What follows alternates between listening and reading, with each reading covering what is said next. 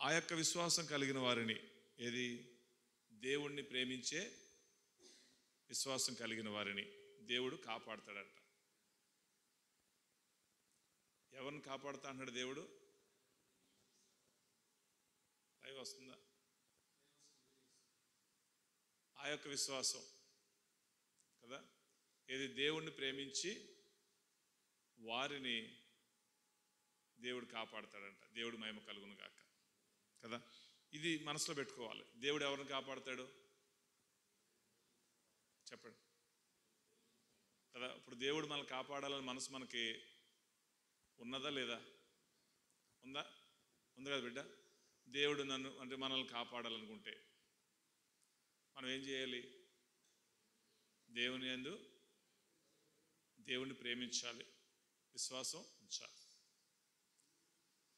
దేవుణ్ణి ప్రేమించి దేవుని యందు విశ్వాసం ఉంచితే కనుక మరి ఎలా మనం జీవించాలి కదా, మనం తెలుసుకోవాలి కదా. అప్పుడు మన ప్రేమను ఎలా వ్యక్తపరచుకోవాలి? దేవుడు అంటున్న మాట మనకు తెలుసు, నన్ను ప్రేమించి బిడ్డ, నువ్వు నన్ను ప్రేమిస్తే నేను నిన్ను కాపాడుతాను. ఎలా దేవుడిని మనం ప్రేమించగలుగుతాం? అదే కీర్తనలో ఓ మాట చూద్దాం. దేవుని యొక్క ప్రేమను 28:7 చూడండి.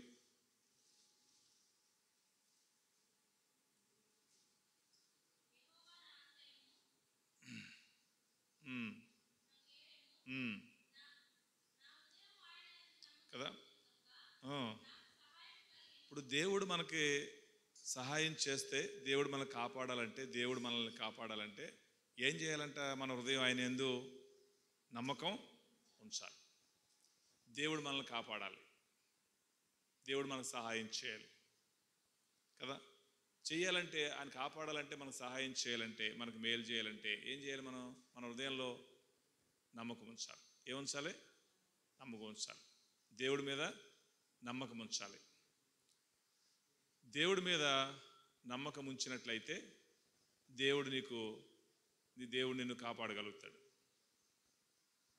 హల్లెలూయా కదా. ఆ నమ్మకం ఎలా ఉండాలంట? తర్వాత మాట్లాడుకుందాం ఏమైనా ఉంటే. ఆ నమ్మకం ఎలా ఉండాలి కదా. అదే పరిశుద్ధ గ్రంథం కీర్తనలు 26వ అధ్యాయంలో 1వ వచనంలో ఆఖరి మాట,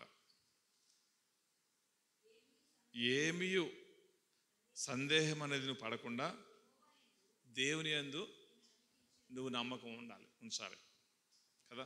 నీ హృదయంలో నమ్మకం ఉంచాలి. ఆ నమ్మకం ఎలా ఉండాలి?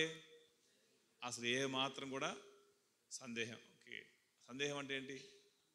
అనుమానం కదా. అనుమానం ఎప్పుడు వస్తుంది? నమ్మకం లేకపోతేనే అనుమానం అనేది వస్తుంది, సందేహం వస్తుంది, అపనమ్మకం. అదే కదా. సందేహం అనేది ఎప్పుడు వస్తుందంటే, అనుమానం ఎప్పుడు వస్తుందంటే నమ్మకం లేకపోతేనే వస్తుంది. ఒక వ్యక్తిని అనుమానిస్తాడంటే అర్థం ఏంటి? ఆ వ్యక్తి నమ్మకం అనేది లేదు. కనుక ఈ అనుమానం అనేది మహాభూతున్నాను. హల్లెలూయా. అర్థం చేసుకోండి. కనుక దేవుడు ద్వారా దేవుడిని బట్టి మనకు సహాయం కలగాలి. అలా సహాయం కలగాలంటే మన హృదయంలో సహాయం చేస్తాడని నమ్మకం, విశ్వాసం కలిగి ఉండాలి. ఆ విశ్వాసం ఎలా ఉండాలంటే, విశ్వాసంలో సందేహం అనేది విశ్వాసంలో చోటు ఉండకూడదు. ఎంత సందేహం ఉండకూడదు? దాంట్లో ఏమైనా కొలమానం ఉందా అంటే, దేవుడు అన్నాడు ఆవగింజంత సందేహం కూడా ఉండకూడదు. అంటే అంత చిన్న విషయం కూడా అనుమానపడకూడదు. హల్లెలూయా. అలా నువ్వు జీవిస్తే, సందేహము లేకుండా, అపనమ్మకము లేకుండా, హృదయంలో విశ్వాసంతో దేవుడు చేస్తాడు, నాకు చేయగలుగుతాడు నమ్మకం కలిగి జీవిస్తే కనుక దేవుడు అంటున్నాడు, నేను నిన్ను కాపాడుతాను బిడ్డ. దేవుడు మాట ఇస్తున్నాడు. దేవుడు మాట అన్నాడు తప్పిపోదు. మనకి మనుషులుగా మనం ఎప్పుడన్నా ఎవరికైనా మాట ఇస్తే తప్పిపోయే పరిస్థితులు ఎదురవుతాయేమో శరీరాన్ని బట్టి, కానీ దేవుడు మాట ఇస్తే ఎప్పుడు తప్పిపోదు అన్న దానికి సాదృశ్యంగా దేవుడు ఏం చెప్పాడంటే, ఆకాశము భూమి అందున్న సమస్తము గతిస్తుంది, కానీ నా మాట ఎప్పుడు కూడా గతించదు. అంటే దేవుడు చెప్తున్న మాట, అది అర్థం చేసుకోవాలి. మనం ఎక్కడ మనం బలహీనపడద్దు, ఏ విషయాలు కూడా బలహీనపడద్దు. హల్లెలూయా. ఈ విషయాన్ని దేవుడు ఎందుకు తెలియపరచాడంటే, మనం దేవుని ప్రేమిస్తున్నాం, దేవుని బట్టి దేవుడి యందు విశ్వాసం కలిగి జీవిస్తున్నాం. కానీ జీవిస్తున్నాం, కానీ ఏమవుతుందంటే పరిస్థితుల్లో అననుకూలమైన పరిస్థితులు మనకు ఎదురైనప్పుడు, అంటే అనుకూలము కాని పరిస్థితులు ఏదైనా ఒకటి ఎదురైనప్పుడు ఏమవుతుందంటే, మన అంతరంగంలో ఉన్న విశ్వాసంలో ఏమొచ్చేస్తుంది? సందేహం అనేది వచ్చేస్తుంది, అనుమానం అనేది వచ్చేస్తుంది. అప్పుడు ఏం చేస్తాం? చేయకూడదు దాన్ని చేసే పరిస్థితులు. హల్లెలూయా. దేవుడు అన్నాడు, ఎట్టి పరిస్థితుల్లో కూడా వాక్యానికి వ్యతిరేకమైన పరిస్థితి ఏది కూడా నువ్వు చేయకూడదు.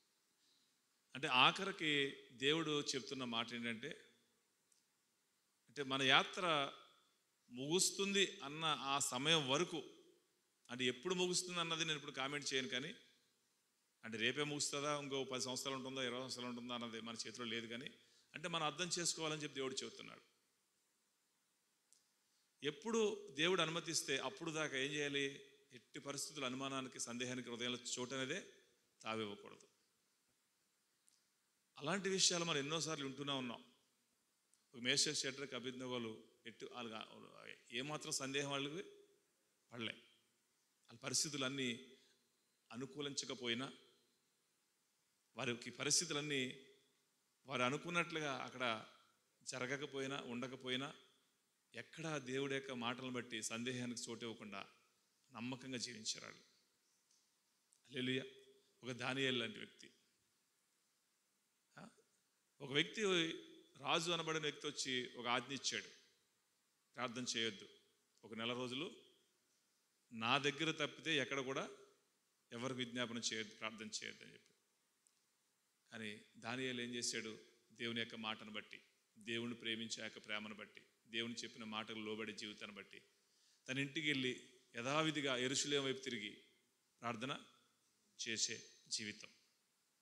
అంటే ప్రార్థన అనేది మన జీవితంలో ఎప్పటికీ మానకూడదు. శ్రమలు వచ్చినా చాలామంది ప్రార్థన మానేస్తారు, అనుకున్న జరగలేదని ప్రార్థన మానేస్తారు, దేవుడు నాకు ఏం చేశాడని చెప్పి మందిరానికి రావటం కూడా మానేస్తారు. హల్లెలూయా. దానియేలు తిట్టాడని చెప్పి ఓబేద్య అలగటం మొదలెడతాడు. స్టిఫెన్ ఏదో అన్నాడని చెప్పి యోహాను ఏదో గుణగటం మొదలెడతాడు. అంటే వీళ్ళు అంటారని కాదు, ఎగ్జాంపుల్ చెప్తున్నా అట్లా. కానీ ఇప్పుడు దేవుడిని మీరందరూ 4 వ్యక్తులు ఎవరిని ప్రేమించారు? మీరు దేవుడిని ప్రేమించిన ఆ ప్రేమను బట్టి ఇలా ఒకరి మీద ఒకరు మనం ఆ విధమైన మనస్సులో, అంటే ఒక భేదాలు, కలహాలు, అనుమానాలు, అపనమ్మకాలు మనలో ఉంటాయా? ఉండకూడదు. ఎగ్జాంపుల్ చెబుతున్నా అట్లా. హల్లెలూయా. ప్రాణం పోయినా కానీ, మన జీవితం ముగిస్తుందన్నా కానీ, ఒక వ్యక్తిని అనుమానించే విధంగా, అపనమ్మకంగా అవకాశాన్ని తావిచ్చే విధంగా మన ప్రవర్తన ఉండకూడదు. హల్లెలూయా కదా. ఈ విషయాన్ని మనం జ్ఞాపకం చేసుకోవాలి. యెహోవా భక్తులారా, ఆయన ప్రేమించేవారులారా అని చెప్పి అలాంటి వారిని ఆయన కాపాడుతాడన్న ఆ మాటని మేషక్ షడ్రక్ అబేద్నెగోల జీవితంలో మనం చూసాం, దానియేలు జీవితంలో మనం చూసాం. దేవుణ్ణి ప్రేమించే ఒక ఏలియాని బట్టి కూడా మనం ఏం చేసాం? ఏలియా దేవుణ్ణి ప్రేమించి ఆ యొక్క ప్రేమను బట్టి, ఆ యాత్రలో, ఆ భక్తిలో కొనసాగుతున్న ఆ విశ్వాసాన్ని బట్టి, ఆహారానికి కొదువైనప్పుడు, శ్రమలో చుట్టుముట్టినప్పుడు, మరణం సమీపించినప్పుడు ఏమాత్రం అధైర్యపడకుండా బ్రతికితే కదా, మా పితరుల కంటే గొప్పవాడిని అయితే నేను కాదు ప్రభువా అన్న ఒక విశ్వాసాన్ని కనబరిచి దేవుణ్ణి సన్నిధిలో మొరపెట్టినప్పుడు ఏం చేశాడు? కాకులతో పోషించాడు. హల్లెలూయా కదా. దేవుడి ద్వారా సహాయం కలుగుతుంది మనకి కదా. ఒక కాకి ద్వారా ఏలియాకి సహాయం కలిగింది కదా. అంటే శత్రువేదిని భోజనం సిద్ధపరుస్తున్నాడు. మాంసం సాధారణంగా ఇక్కడ మన దగ్గర కోడిపిల్లలు ఉన్నాయి కదా, కోడిపిల్లల్లో కాకి ఎత్తుకెళ్తుందా? ఎత్తుకెళ్ళిపోతుంది, దానికి ఇష్టమైన ఆహారం. కానీ ఇష్టమైన ఆహారాన్ని కూడా నోరు మూయించి మరి శత్రువైన ఏలియాకి తెచ్చి, ఏలి అంటే వ్యక్తిగతంగా శత్రువు కాదు, కానీ ఆహారాన్ని బట్టి కాకి శత్రువే కదా, దాన్ని తినే ఆహారం అది, తినకుండా నోరు కట్టేశాడు దేవుడు. హల్లెలూయా. ఆ విధంగా పోషించాడు కదా. ఆ సారేపోతే విధవరాల గురించి మనం చూస్తే ఎంతో భక్తిపరురాలు, ఆ కరువులో, ఆ ఇబ్బందులో కూడా తొట్టులో పిండి అయితే లేదు, బుడ్డిలో నూనె అయితే లేదు, చూస్తే కాలం అనుకూలంగా లేదు, సహకరించేవాడు లేడు. ఆ ఏమనుకుంది, సరే ఉన్నాక అడుగు తిందాం, తర్వాత దేవుడి చిత్తం, ఇంకేదన్నా ముగించేద్దాం. అంతేగాని దేవుడిని ఏమైనా దుర్భోషలాడి, ఏమైనా అవమానించి, ఏమైనా తక్కువ ఎక్కువ చేసి పరిస్థితులను మాట్లాడిందా? ఏం మాట్లాడు. అలాంటి ఆ యొక్క ఆ భక్తిని బట్టి దేవుడు ఏం చేశాడు? ఆ తొట్టులో పిండి అవ్వకుండా కాపాడాడు, ఆ బుడ్డిలో నూనె తక్కువ కాకుండా కాపాడాడు. అది దేవుడి యొక్క అద్భుతాలు అంటే అవి. హల్లెలూయా. అలా మనల్ని పోషిస్తాడు, అలా మనల్ని పోషిస్తాడు. కానీ మనం ఏం చేస్తామంటే మనకి తాహతుకి మించి ఆలోచిస్తాం. కొన్ని విషయాలు కొన్ని చేస్తాం, మన స్థాయికి మించి ఆలోచిస్తాం. హల్లెలూయా. ఆలోచిస్తాం, స్థాయికి మించి ఆలోచిస్తాం. మన పితరులైన ఇశ్రాయేలుని ఐగుప్తు నుంచి దేవుడు విడిపించాడు. వచ్చేమన్నాడు, కట్టుబట్టలతో వచ్చేమన్నాడు. తన దగ్గర ఉన్న కొద్ది గొప్ప తీసుకుని బయలుదేరిపోయారు. కొంతకాలం నడిచింది, 1-2 నెలలు నడిచింది ప్రయాణం. అట్లా ఏమైపోయింది? కట్టుకొచ్చిన మూటలన్నీ అయిపోయాయి, బియ్యం సంచులు, పిండి సంచులు అన్నీ అయిపోయినాయి. తర్వాత ఏం చేస్తాం? అక్కడ ఏమైనా పొలాలా, ఏమైనా పంట వేసిందా కోయటానికి, కూర్చుకోవడానికి, తినడానికి? అరణ్యం, ఎక్కడ చూసినా పచ్చదనం లేదు, ఎక్కడ కాయలు లేవు, పండ్లు లేవు, పంట లేదు. ఏం చేస్తున్నారు అప్పుడు? మమ్మల్ని ఎందుకు తీసుకొచ్చావు? ఏమంటున్నారు వాళ్ళు? మమ్మల్ని ఎందుకు తీసుకొచ్చావు చంపడానికి ఇక్కడికి? ఆ 2 నెలలు తిన్నంతసేపు ఎంజాయ్ చేశారు. ఎందుకంటే కట్టెలు ఎరుకొచ్చే పని లేదు, ఇటుకలు పేర్చే పని లేదు, ఇటుకలు కాల్చే పని లేదు, దాస్యం చేసే పని లేదు. 2 నెలలు సుఖంగా గడిచిపోయింది కదా, అంతే కదా. ఇప్పుడు 2 నెలలు ఐగుప్తులో ఉంటే వాళ్ళు ఏం చేసేవారు? వాళ్ళు ఇదే పని కదా. కట్టెలు ఎరుగు రావాలి, ఇటుకలు తయారు చేయాలి, ఇటుకలు పేర్చాలి, దాన్ని కాల్చాలి, ఇదే పని కదా, కష్టపనే కదా, దాస్యం పనే కదా. అక్కడ బాధ, ఆ పని చేసినప్పుడు ఏమనిపించింది వాళ్ళకి? బాధ, నిట్టూర్పులు, దేవుడికి మొరపెట్టడం, ప్రభువా ఈ దాస్యం ఏంటి, బాధ ఏంది, ఇవేదని. ఏమైంది? దేవుడు అక్కడ ఇడిపించాడు. ఇడిపించి ఏం చేశాడు? వచ్చేటప్పుడు ఐగుప్తు దగ్గర ఉన్న ప్రజలందరి దగ్గర నుంచి బంగారం, వెండి అంతా తీసుకొచ్చే విధంగా మనసును కలగజేసి ఆ విధంగా విస్తారమైన పశువులతో ధాన్యంతో వచ్చేసారు. తింటూ కూర్చుంటే కొండలు కూడా కరిగిపోతాయంట. ఎన్ని రోజులు తింటారు దేశం వాళ్ళు? అది ఏమన్నా ధాన్యం డెవలప్ చేస్తుందా? చేయదు కదా. అది తెచ్చాడు, తెచ్చిన రోజులు 2 నెలల అటు ఇటు మొత్తం మీద అయిపోయింది. తర్వాత మళ్ళీ మొదలెట్టారు సనుగుడు గునుగుడు. హల్లెలూయా. సనుగుడు గునుగుడు. మమ్మల్ని చంపడానికి తీసుకొచ్చావా? ఎందుకు తీసుకొచ్చావు? పరిశుద్ధ గ్రంథంలోంచి ఉదయకాల సమయంలో ప్రార్థన కూడికి మొదలైనప్పుడు ఈ వాక్యాన్ని దేవుడు గుర్తు చేసి ఆ సందర్భంలో దేవుడు తెలిపిన మాట ఏంటంటే, సంఖ్యాకాండంలో విశ్వాసులను దేవుడు కాపాడుతానన్నాడు, అలాంటి నమ్మకాన్ని కలిగి జీవించమన్నాడు, సందేహం అనేది హృదయంలో ఉండకూడదు అన్నాడు. నీ మనసులో సందేహం ఉండొద్దు అని దేవుడు చెప్పిన మాటను కూడా వారు నిర్లక్ష్యం చేసి ఏం చేశారంట? 14 సంఖ్యాకాండంలో ఏం చేశారంట? జనరల్గా ఇక్కడ ఒక సందర్భం, ఇది వేరే సందర్భం. ఇది ఏంటంటే నిర్గమకాండంలో చూస్తే అక్కడ దేవుడు ఇచ్చిన సందర్భం చూస్తాం. అక్కడ క్లుప్తంగా చెప్పడానికి కారణం ఏంటంటే, ఇది సంఖ్యాకాండంలో ఐగుప్తు నుంచి ప్రజల్ని దేవుడు తీసుకుని బయలుదేరి వచ్చిన తర్వాత ఇక్కడ ఒక సందర్భం వచ్చింది. 14వ అధ్యాయంలో ఒక సందర్భాన్ని మనం చూస్తాం, విశ్వాసులైన మన పితరులైన వారి గురించి. ఏంటది? 14వ అధ్యాయంలో మొదటి నుంచి చదివితే, అంతా సర్వ సమాజం అంతా ఎలుగెత్తి కేకలు వేసిందంట, ఎలుగెత్తి ఏడ్చారంట, మోషే అహరోను మీద సనుక్కున్నారంట. సనుక్కుని ఏం చేశారంట? ఐగుప్తులో మేము ఎందుకు సావలేదు, ఎర్రలో ఎందుకు సావాలి అని బాధపడతారు. ఒక సందర్భం ఇక్కడ గుర్తు చేసుకోండి. ఈ సందర్భం ఏంటంటే, అంతకుముందు అధ్యాయంలో ఈ మోషే అహరోను అక్కడి నుంచి వాళ్ళని తీసుకొచ్చిన తర్వాత ఈ ప్రజలైన నాయకులైన వారిని గోత్రానికి ఒకటి చొప్పున 12 మందిని ఆ కనాన దేశంలోకి పంపించాడు. చూసిరండి, అసలు వాళ్ళు వెళ్ళొచ్చిన తర్వాత అది ఎలా ఉందంటే, మంచి పాలు తేనెలు ప్రవహించే దేశం అని చెప్పుకొచ్చారు వాళ్ళు. అక్కడి నుంచి కొన్ని ద్రాక్షలు, దానిమ్మలు, అంజూరు కాయలు తెచ్చారు. అక్కడ ద్రాక్ష గెలలు ఎలా తెచ్చారంటే, ఒక వ్యక్తి తీసుకురావడం లేదంట, 2 వ్యక్తులు భుజాన్ని, అంటే అంత పొడవైన ద్రాక్ష గెల. ఎప్పుడన్నా మీరు యూట్యూబ్లో మీకు అలవాటు ఉంది కాబట్టి ఇజ్రాయెల్ దేశం యొక్క అగ్రికల్చర్ నేను కొడితే అక్కడ ఉన్న ద్రాక్ష పంట ఎలా కాస్త చూస్తే మీకు కళ్ళు చెదిరిపోతాయి. మన కాయలు చూస్తేనే జనాలకు, ఇక్కడ మన దగ్గర కాసిన కాయలు చూస్తేనే పెద్ద సంతోషం వీళ్ళకి. అక్కడ చూస్తే నా ఎత్తు ద్రాక్ష గెలలు కాస్తాయి అక్కడ. అంటే పంట అంత సమృద్ధి, అంత దేవుడి యొక్క కృప, అది దేవుడి ఆశీర్వాదంగా, అంటే దేవుడు వాగ్దాన భూమి. అలాంటి ద్రాక్షకాయలు ఆ రోజు తీసుకొచ్చారు వాళ్ళు. అక్కడ 13వ అధ్యాయంలో చూడడానికి ఉంటుంది.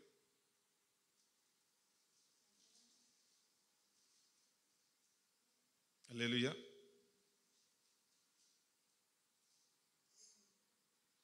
23వ వచనం చూడండి.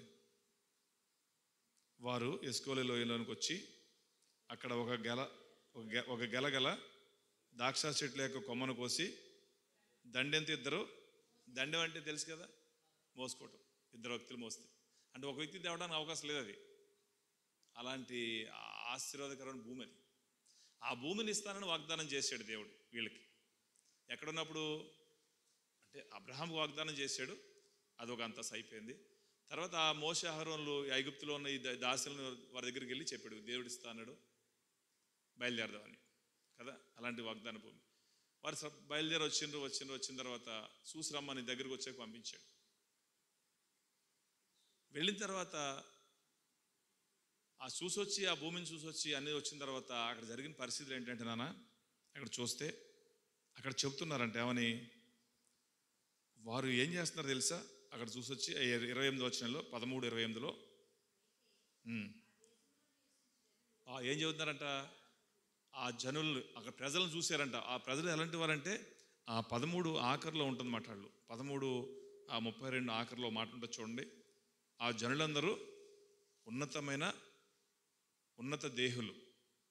ఆ 32 ఆఖరిలో మాట 13:32లో ఉన్నత దేహులు అంట ఆ ప్రజలు. అంటే ఉన్నత దేహులు అంటే ఒక గొలియాతులు అంటాడు చెప్పాలంటే, మనం పోల్చుకోవాలంటే. హల్లెలూయా. ఎలాంటి వ్యక్తులంట, ఒక గొలియాతులు ఎలా ఉన్నాడో అలాంటి ఉన్నతమైన దేహం కలిగి, అంటే ఉన్నత దేహం అంటే శరీరం, అంటే ఎత్తైన శరీరం ఎంత ఉందో అక్కడ చెప్పలేదు కానీ ఉన్నతమైన దేహారం అంటే వాళ్ళని చూసి వీళ్ళు పోల్చుకుంటారంట. ఇశ్రాయేలీయులు కూడా అజాన బాహులే, జనరల్గా చూస్తే పెద్ద వ్యక్తులే, పుట్టోళ్ళు ఏం కాదు, సైనికుల లెక్క. అంటే వీళ్ళకంటే వాళ్ళు పెద్దగా ఉన్నారంట. వాళ్ళని చూసి వీళ్ళు ఎలా అనుకున్నారంటే మిడతల లెక్క కనపడ్డారంట. అంటే అర్థం చేసుకోండి వాళ్ళు ఎంత అజాన బాహులో. ఆ మనుషులను చూసి వీళ్ళు ఏం చేస్తారంటే వాళ్ళు బలవంతులు. దేవుడు ఏమన్నాడు, లోకంలో ఉన్నవారి కంటే బలవంతుడు అన్నాడు కదా. ఇప్పుడు వీళ్ళు ఏం చేస్తున్నారు, వీళ్ళు వారిలో ఉన్న దేవుడి యొక్క బలాన్ని మిడత లెక్క చూసుకుంటున్నారు వీళ్ళు. అదేంది కదా, చూడటానికి చూసే ఆ యొక్క చూపుని బట్టి ఆ బలమైన ఆ వ్యక్తులను చూసి వీరిలో ఉన్న దేవుణ్ణి, అధిక బాహుబలం కలిగిన అంతే కదా బలవంతుడైన దేవుణ్ణి వీళ్ళు ఏం చేస్తున్నారు, చిన్నగా చేసుకుంటున్నారు. చేసుకుని ఏం చేస్తారంటే చూసొచ్చి ఆ మోషే ఎదుట ఆరోను ఎదురు చెబుతున్నారు, వాళ్ళు అధిక దేహం కలిగిన వారు, బలవంతులు వాళ్ళు అని చెప్పి. ఇంకా అక్కడ వారి పట్టణాలు లాంటి అంట ప్రాకారాలు కలిగినవి. హల్లెలూయా. వారు నివసించే ఆ పట్టణాలు, ఆ రోజుల్లో పట్టణాలే కదా, చుట్టూ కోటలు కట్టి గోడలు కట్టి అట్లా. ఆ పట్టణాలు ఉన్నాయంట ప్రాకారం, అంటే చుట్టూ కంచె ఉంది, గోడ ఉంది, మనం ఏం చేయలేం, పడగొట్టలేం. ఆ గోడలను పగలగొట్టలేం. ఆ మనుషులు మనం ఏం చేయలేం, మనల్ని తినేస్తారు వాళ్ళు, మనుషుల్ని చంపి తినేస్తారు వాళ్ళు అని చెప్పి ఆ విధంగా మాట్లాడిన దాన్ని బట్టి, మాట్లాడిన యొక్క మాటలను బట్టి ప్రజలు సనిగిన సనుగులు. ఆ 14వ అధ్యాయం 1వ వచనం. హల్లెలూయా కదా. వీళ్ళు వింతగా బలహీన ఎలా పడిపోయారు వీళ్ళు ఈ పరిస్థితిలోకి వచ్చి. అంతకుముందు ఎన్ని కార్యాలు చేశాడు దేవుడు వారిలో, ఎన్ని కార్యాలు చేశాడు, చాలా కార్యాలు చేశాడు. సందర్భం వచ్చింది కాబట్టి అది గుర్తు చేసుకోవడానికి దేవుడు ఇందాక గుర్తు చేసిన నేను చిన్నగా రాసి పెట్టానమాట, మీకు ఐడియా ఉండటానికి. ఎన్ని కార్యాలు చూశారు వీళ్ళు. ఇప్పుడు మనిషిని చూసి, ఆ మా ప్రాకారాన్ని చూసి, అధిక బలవంతుడైన బలమైన దేవుణ్ణి చిన్నగా చూసి ఆ యొక్క మనస్సుకి అంత తొందరగా ఎలా పడిపోయారు. ఆ కార్యాలు చూసి ఈ ఎల్లొచ్చినది కొన్ని రోజులే, ఎక్కువ రోజులు కూడా కాదు, ఇది 2 నెలల్లో 3 నెలల్లో సమయం ఎంత అయింది అంతే, తక్కువ సమయమే.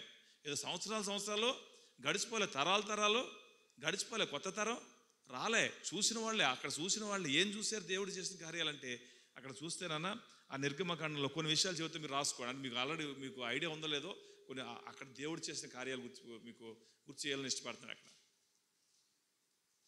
దేవుణ్ణి ప్రేమించిన వాళ్ళే వీళ్ళు, దేవుడి యొక్క ప్రార్థించిన వాళ్ళే వీళ్ళు, దేవుని బట్టి విడిపింపబడిన వాళ్ళే వీళ్ళు. అక్కడ ఆ పరిస్థితిలో ఉన్నప్పుడు దేవుడు వీళ్ళు ఏం చేశాడు, దేవుడు వీళ్ళు ఏం చూశారు అన్న దానికి చూస్తే ఆ నిర్గమకాండం 7వ అధ్యాయం 10వ వచనం చూడండి. మొదటి కార్యం అక్కడ ఒకటాన్ని వేసుకోండి, అక్కడ ఆ పక్కన మీకు అర్థం అవుతుంది ఎన్ని కార్యాలు చేశాడో. ఎగ్జాంపుల్, అక్కడికి వెళ్ళి ఏం చేశాడంట, మోషే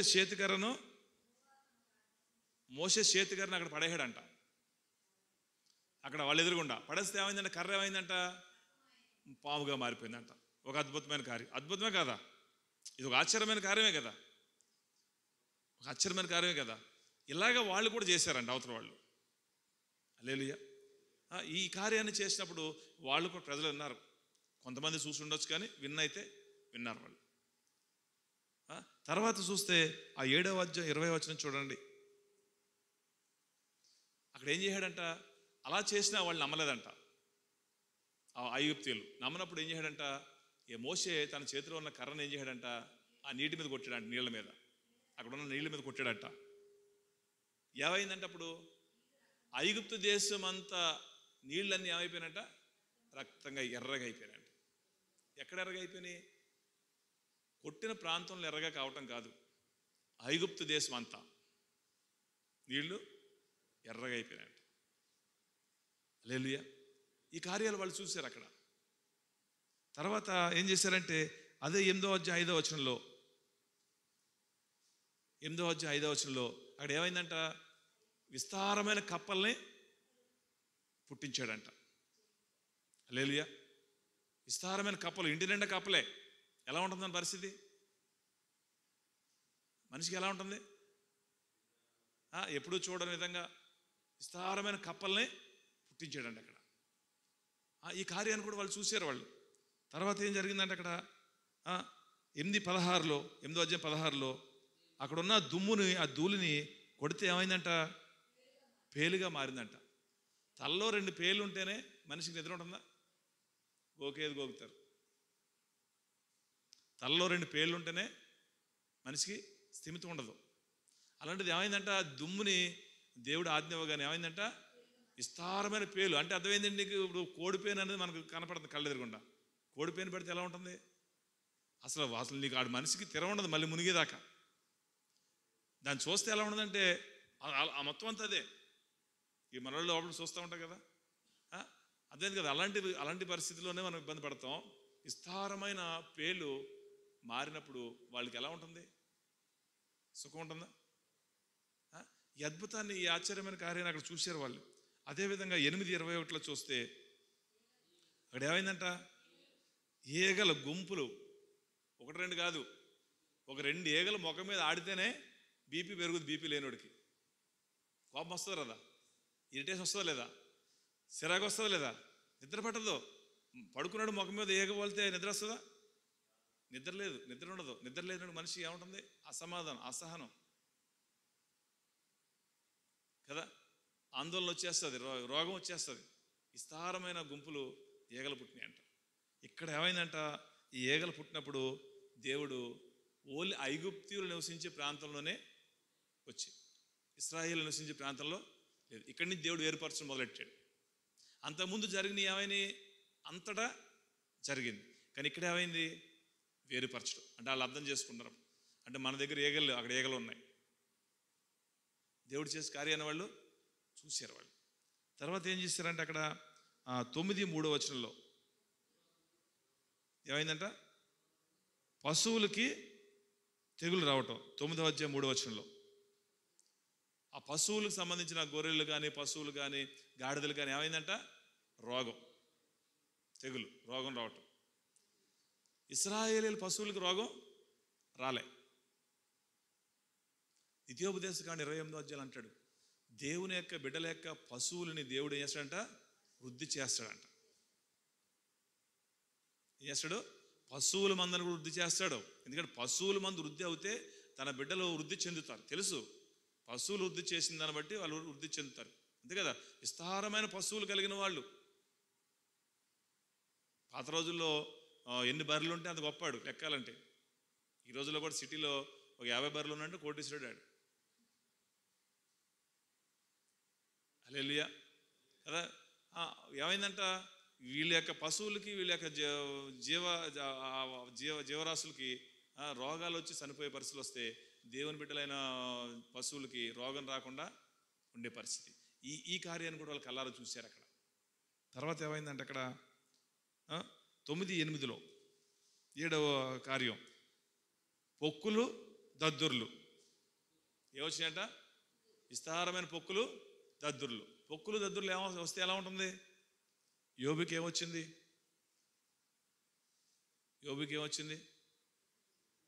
వచ్చినట్టు ఏం చేశాడు? చిల్లపెంక తీసుకుని. మరి వీళ్ళ పరిస్థితి ఏంటి ఇప్పుడు? అంతే కదా, మరి సేమ్ అంతే కదా. అలాంటి పొక్కులు దద్దుర్లు వచ్చిందని బట్టి ఐగుప్తులు బాధపడతాం మొదలెట్టారు, కానీ ఇశ్రాయేలుకి బాధ లేదు. తర్వాత ఏం జరిగిందంట? 9:18 9వ అధ్యాయం 18వ వచనంలో దేవుడు ఏం చేశాడంట? వడగండ్లు కురిపించాడంట, పైనుంచి అగ్ని గోళాలు కురిపించాడంట. పొలాలలో ఉన్న పశువులు సమస్తం నాశనం అయిపోయిందంట, పంటంతా నాశనం అయిపోయిందంట, మొలిసిన పంటంతా నాశనం అయిపోయిందంట. కానీ ఇశ్రాయేలు నివసించే ఆ ప్రాంతంలో ఏ మాత్రం హాని కలగలేదు. ఇది వీరు కళ్ళారా చూశారు వీళ్ళు. హల్లెలూయా కదా. అదేవిధంగా చూస్తే 10:12 మిడతల దండు. మిడతలు ఏం చేస్తుంది? మిడతల యొక్క పని ఏంటి? అసలు పచ్చగా కనపడిందంటే ఏదో ఉంచదు అది. మిడతల ఉద్దేశం ఏంటంటే పచ్చదనం అనేది కనపడకుండా. ఈ మధ్యకాలంలో మిడతల దండు ఒకటి తిరుగుతుందని మన పేపర్లో చూసాం. చాలా దేశంలో తిరిగి మనకు కూడా వస్తుందని భయపడ్డారు అప్పట్లో. అది ఎలా ఉంది? విస్తారమైన మిడతలు, భయపడిపోయారు జనాలు. సపోజ్ ఆ మిడతల దండు నిర్మల ప్రాంతం తిరిగిందనుకో, ఒక్క పొలం కూడా, ఒక్క ఆకు కూడా ఉండదు, ఏం చేయలేదని. ఆ వడగండ్లు కురిపించినప్పుడు మొలకత్తని పంట ఏదైతే మొలిసిందో ఆ మొలిసిన పంటను ఏం చేసినట్టు మిడతలు మొత్తం సమూలంగా నాకించేసి తినేసినాయంట. అంటే పచ్చదనం అనేది లేకుండా ఎడారి లెక్క అయిపోయిందంట ఐగుప్తు దేశంలో. కానీ ఇశ్రాయేలు నివసించే ప్రాంతంలో ఎలా ఉందంట? పచ్చదనం, ఏదైనా తోట లెక్క ఉందంట. ఈ కార్యాన్ని కూడా వాళ్ళు చూశారు వాళ్ళు. తర్వాత ఏం జరిగిందంట? 10:21 కటిక చీకటి అండి. ఎలాంటి చీకటి అది? అదే కటిక చీకటి అంటే దానికి ఎట్లాంటి చీకటి తెలుసా? అక్కడ పుట్టినోట్లు ఏముంది? తడువు అంటే అర్థం ఏంటి? ఇప్పుడు నా పక్కన 2-3 ఫీట్లలో వాహనం ఉన్నా కానీ కనపడనంత చీకటి. తడువులాటం అర్థం ఏంటి? అసలు ఈ పక్కన ఏముందో కూడా ఇప్పుడు రాత్రి మనకు ఈ రోజుల్లో చీకట్లో తడువులాడే చీకటి మనకి ఉండదు. మన కంటి విజన్ కొద్దిగా కనపడుతుంది. ఇక్కడ దేవుడు ఏమంటాడు? ఎలాంటి చీకటి అంట? అంటే కన్ను కూడా కనపడనంత, అంటే కళ్ళు చూసే చూపు కూడా కోల్పోయినాయి, అంత చీకటి, కట్టిక చీకటి. ఐగుప్తు దేశంలో చీకటి అనేదే లేదు. ఇది దేవుడు అక్కడ చేశాడు. అక్కడ తర్వాత ఏం చేస్తున్నాడు? అక్కడ 12:29 ఐగుప్తులో ఉన్న తొలి సంతానాన్ని తీసేసుకున్నాడు. కానీ ఇశ్రాయేలులో ఉన్న ఏ తొలి సంతానం కూడా నాశనం అవ్వలే. హల్లెలూయా. గొప్ప కార్యాలు చేసి, అద్భుతమైన కార్యాలు చేశాడు. ఇన్ని కార్యాలు చేసి, ఇన్ని విధాలుగా దేవుడికి ఆశ్చర్యకార్యాలు, మహత్కార్యాలు, అద్భుత కార్యాలు అక్కడ చేసిన ఆ దేవుడిని వీరు చూశారు, కార్యాలు కల్లారా చూశారు. ఐగుప్తు ప్రతి ఇంటిలో చనిపోని కుటుంబం అంటూ లేదంట. ప్రతి కుటుంబంలోంచి ఒక వ్యక్తి ఆ రోజు చనిపోయాడు. అంటే ఎంత ఐగుప్తు మహా సామ్రాజ్యంలో అంటే ఆ రోజు మహారోదన పుట్టిందండి. అక్కడ ఆ రోదనకి భయపడిపోయి వీళ్ళందరి దగ్గరికి వచ్చి మొక్కి, నాయనలారు మీరు వెళ్ళిపోండి, ఇంకా ఉండొద్దు మీరు ఇక్కడ, మేము తట్టుకోలేం, మీ దేవుడు గొప్ప దేవుడు, మీ పశువుల మంద, మీ గొర్రెల మంద, మీకు ఏం కావాలి అడగనంటే, మీ నగలు కావాలి, మీ వెండి కావాలి, బంగారం కావాలి, తీసుకోండి ఇచ్చుకుంటూ పోయారు. హల్లెలూయా. అలా తీసుకుని అలా అక్కడి నుంచి బయలుదేరి వచ్చేసారు వీళ్ళు. హల్లెలూయా. ఈయన అద్భుతమైన కార్యాలు, ఇది చూసగా మహత్కార్యాలు, మహిమ కార్యాలు, గొప్ప కార్యాలు వీళ్ళు చూశారు. దేవుడు చేసిన కార్యాలు అంటే దేవుడి యొక్క బాహుబలం ఎంత గొప్పది, దేవుడి యొక్క సామర్థ్యత ఏ పాటిది అనేది వాళ్ళు కళ్ళారా చూశారు వాళ్ళు. తర్వాత ఏం జరిగిందంటే అక్కడ వస్తే 13:21 ఆ బయలుదేరి వస్తున్నప్పుడు జరిగిన సంఘటన. అక్కడి నుంచి బయలుదేరి ప్రయాణంలో కొనసాగుతున్నప్పుడు ఏం జరిగిందంట? 13:21 పగలు మేఘస్తంభంగా నిలబడ్డాడంట దేవుడు. రాత్రి అయితే ఏం చేయడంట? అగ్నిస్తంభంగా వెలుతురిచ్చాడంట. హల్లెలూయా. కల్లారా చూశారు వీళ్ళు. పగలేంటంటే ఎండ తగలలేదు. ఎడారిలో ఎలా ఉంటుంది ఎండ అప్పుడు? అలాంటి ఎండ దెబ్బకి వీళ్ళు పడిపోకుండా, బలహీన పడకుండా, మూర్చపోకుండా, బాధపడకుండా దేవుడు వాళ్ళకి మేఘాన్ని ఒక గొడుగుగా పరిచి అట్లా ఒక నీడని ఇచ్చి, దేవుడు అన్నాడు కదా 121 కీర్తన 5వ వచనంలో, నా నా ఏర్పాటులో నన్ను నమ్ముకున్న నా బిడ్డలకు నేను నీడగా, ఇశ్రాయేలును కాపాడువాడు కొనకడు నిద్రపోడు, నేను వారికి నీడగా. ఇప్పుడు దేవుడు నీడగా ఉన్నట్టు లేదా? నీడనిచ్చాడు లేదా? హల్లెలూయా. మేఘాన్ని నీడగా ఇచ్చి ఆ మేఘం కింద సౌకర్యవంతమైన ప్రయాణాన్ని కొనసాగించే విధంగా దేవుడు సహాయం చేశాడు. హల్లెలూయా. రాత్రి ఏ పక్క నుంచి ఏ వచ్చి ఏ పాము కరిస్తే చచ్చిపోతారు బిడ్డలు, ఏ విషసర్పాలు వస్తే బలహీన పడతారో, ఇబ్బంది పడతారని చెప్పి ఏం చేయడు? చూసే విధంగా, కనిపెట్టుకుని పానాలను కాపాడుకునే విధంగా ఏం చేయడు? వెలుగుని కనబరిచాడు. హల్లెలూయా. అలాంటి వివేకాన్ని దేవుడు ఈరోజు నీకు కూడా దయచేస్తున్నాడు. వెలుగును కలిగిన నీవు నీ పక్కన ఉన్నోడు ఎలాంటి వాడన్న ధ్యానాన్ని కలిగి జీవించాలి. ఇప్పుడు పక్కన పాము ఉంటే నీకు మంచి అవుద్దా, చెడవుద్దా? పాము ఉన్నప్పుడు మనం అంటే నెమ్మదిగా ఉంటామా? ఉండలేం. అదేవిధంగా ఏ వ్యక్తి నీ దగ్గర ఉంటే నెమ్మదిగా ఉండగలుగుతావు, ఏ వ్యక్తి ఉంటే ఉండలేవు అన్న జ్ఞానాన్ని మనం కలిగి ఉన్నప్పుడు ఏం చేస్తాం? ఉండలేని పరిస్థితిలో ఉన్న వ్యక్తిని ఏం చేస్తాం? దూరంగానే. పాముని దగ్గర పెట్టుకుంటావా? పెట్టుకో. ఈ విషయాన్ని మనం ఎలా గుర్తుపెట్టగలుగుతాం? వెలుగు ఉన్నప్పుడు గుర్తుపెట్టగలుగుతావు. నువ్వు చీకట్లో గుర్తుపడతావా? గుర్తుపట్టలేం. అంటే అర్థం ఏంటి? వాక్యం అనేది నీలో లేకపోతే కనుక ఎవరితో సహవాసం చేయాలో చేయకూడదు కూడా నువ్వు గుర్తించలేవు. ఏ మనిషితో నువ్వు ఉండాలో, ఏ మనిషితో ఉండకూడదు అన్న జ్ఞానం కూడా నీకు ఉండదు. ఎప్పుడైతే వాక్యం మనలో ఉంటుందో, వాక్యాన్ని మనలో కలిగి జీవిస్తాం, అప్పుడు ఏం చేస్తాం? ఆటోమేటిక్గా వెలుగు అనేది మనం పొందుకుంటాం కనుక ఆటోమేటిక్గా మనం గుర్తించేస్తాం. ఇది ఉండకూడదు, ఇక్కడ మనం ఉండకూడదు. రెండే ఏంటి? ఇక్కడ మనం ఉండకూడదు, ఇది మన దగ్గర ఉండకూడదు. పాము మనలో ఉండకూడదు, పాము దగ్గర మనం ఏది మంచిది కాదు. హల్లెలూయా. అలాంటి పరిస్థితుల్లో దేవుని బిడ్డలు ఎక్కడ బలహీన పడకుండా, ఇబ్బంది పడకుండా, మేఘస్తంభముగా నీడగా ఉంటూ ఆదరణిచ్చి, నెమ్మది సమాధానం నడిపించి, చీకటిలో ఎక్కడ బలహీన పడకుండా, ఇబ్బందులు పడకుండా అగ్నిస్తంభంగా వెలుగునిచ్చి కాపాడుకుంటూ నడిపించాడు. ఈ విషయాలన్నీ కూడా వాళ్ళు చూశారు. తర్వాత ఏం జరిగింది అక్కడ?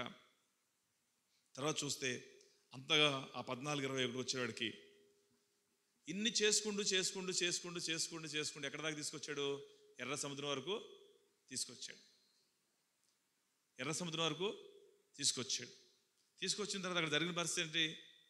ఇన్ని కార్యాలు చేసి విడిపించిన దేవుడు ఒక పక్కన ఉన్నాడు, వెనక చూస్తే శత్రువులు తరుముకు వచ్చే పరిస్థితి వస్తుంది. ఇప్పుడు ఏం చేయాలి? ఇన్ని చేసిన దేవుడు మన దగ్గర ఉన్నాడు కదా, వెనక వచ్చే శత్రువు మనల్ని ఏం చేస్తాడులే అన్న ధైర్యం కలిగి ఉండాలా? శత్రువులను చూసి భయపడాలా? అంతే కదా.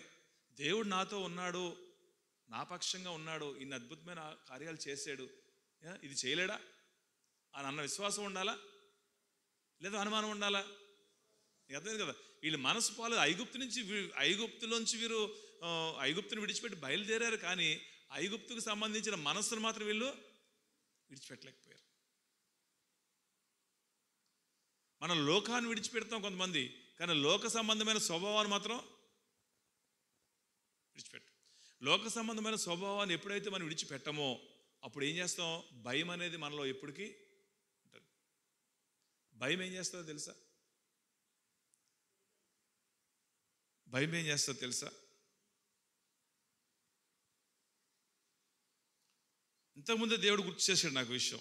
భయం ఏం చేస్తాడంటే, ఆ పరిశుద్ధ గ్రంథంలోనే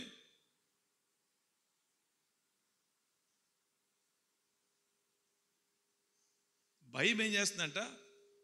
నీ ధైర్యాన్ని బలహీనపరుస్తుందంట. ఏం చేస్తుందమ్మా?